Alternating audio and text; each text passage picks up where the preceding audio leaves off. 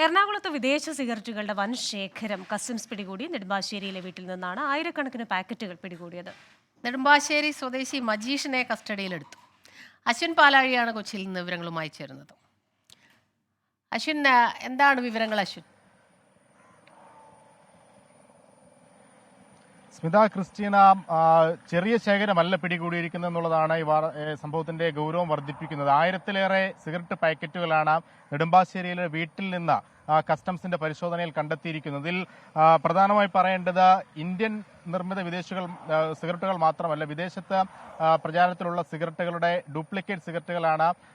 ഡ്യൂപ്ലിക്കേറ്റിന് പുറമെ അവിടെ വിദേശത്ത് വിൽക്കപ്പെടുന്ന സിഗരറ്റുകളുടെയും വലിയ ശേഖരം ഈ വീട്ടിൽ നിന്ന് കണ്ടെത്തിയിട്ടുണ്ട്. അത് പ്രധാനമായും ഇന്ത്യയിൽ വിൽക്കുമ്പോൾ ഈ മുന്നറിയിപ്പുകൾ, അതായത് പുകവലി ആരോഗ്യത്തിന് ഹാനികരമാണെന്നടക്കമുള്ള ലേബലുകൾ പതിച്ച സിഗരറ്റുകളാണ് ഇന്ത്യയിൽ വിൽക്കേണ്ടത് എന്നുള്ളതാണ് നിയമം. അതൊന്നുമില്ലാത്ത വിദേശ സിഗരറ്റുകളാണ് ഈ പിടികൂടിയിരിക്കുന്നത്. അതിനു പുറമെ ഇന്ത്യയിലെ സിഗരറ്റുകളുടെ വ്യാജ കവറുകളും വ്യാജമായി നിർമ്മിക്കുന്ന സിഗരറ്റുകളും ഈ പരിശോധനയിൽ കണ്ടെത്തിയിട്ടുണ്ട്. ഒരു ആളെയാണ്, നെടുമ്പാശ്ശേരി സ്വദേശി മജീദിനെയാണ് കസ്റ്റംസ് കസ്റ്റഡിയിലെടുത്തിട്ടുള്ളത്. ഇയാളെ വിശദമായി ചോദ്യം ചെയ്തു വരികയാണ്. ഇത് മാർക്കറ്റിൽ വലിയ വിലയുള്ള സിഗരറ്റുകളാണ് എന്നുള്ളതും ശ്രദ്ധേയമാണ്.